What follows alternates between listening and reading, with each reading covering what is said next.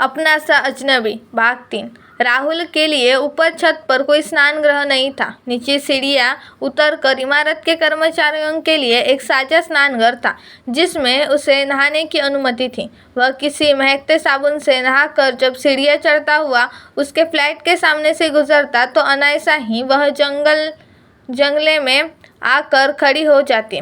देर तक उसके साबुन के सुगंध हवा के साथ वह भीतर फेफड़ों में महसूस करती रहती। आदमी में भी कितनी महक होती है, आदमी की आदम महक, और वह उस महक की दीवानी, उसमें मदहोश गाफिल।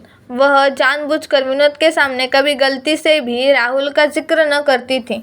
कमरे में आ जाने के बावजूद कभी उसने विनोद के सामने उससे बात करने का प्रयास नहीं किया था, न उसे कभी चाय या खाने पर ही बुलाया था। परंतु क्या सचमुच ऐसा था? इतना सहज और सरल, या संख्याएं और गणितीय रेखाएं आपस में उलझ गई थी, गड़बड़ हो गई थी। उसने कभी सपने में भी कल्पना नहीं की थी कि वह विनोद के अलावा भी किसी अन्य पुरुष की कामना करेगी, कि उसके भीतर कोई दूसरा भी कभी इस तरह रच बस जाएगा कि वह पूरी तरह अपने आप पर काबू खो बैठेगी। राहुल, तुम मेरा भला चाहते हो या बुरा? एक दिन उसकी चार्टर्ड बस नहीं आई थी।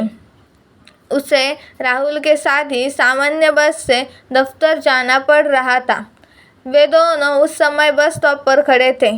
तुमने कैसे सोच लिया कि मैं कभी तुम्हारा बुरा भी चाह सकता हूँ? अपने मन से ही पूछ लेती, मेरे बजाय तुम्हारा मन ही सच बता देता।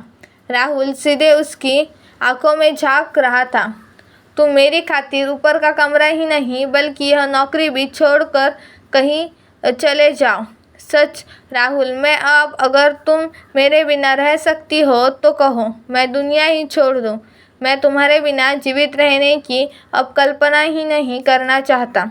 उसने कहा तो रमा की पलकों पर नमी तीर आई।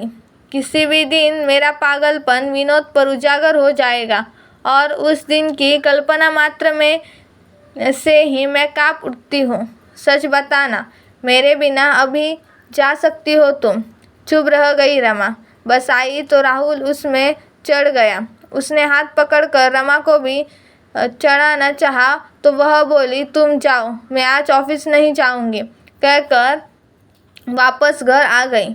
माँ ने उसकी हालत देखी तो पहले तो कुछ नहीं कहा, पर जब वह अपने शयन कक्ष में बिस्तर पर तकिए में मुंह गड़ाए सिसकती रही तो न जाने कब माँ उसके पलंग पर आ बैठी। अपने आप को संभालो बेटी, यह सब ठीक नहीं है। मैं समझ रही हूँ तू कहाँ और क्या क्यों परेशान है। मैं आज ही राहुल से चुपचाप कह दूंगी कि वह यहाँ से नौकरी छोड़कर चला जाए। इस तरह कमज़ोर पड़ना अच्छी नहीं होता। बेटी, तेरा अपना घर परिवार है, संभाल अपने आप को। रमा ने जाने क्यों देर तक एक नन्ही बच्ची की तरह माँ की गोद में समाई फिफकती रही, जैसे कोई उसका बहुत प्रिय खिलौना उससे छीनने की कोशिश कर रहा हो।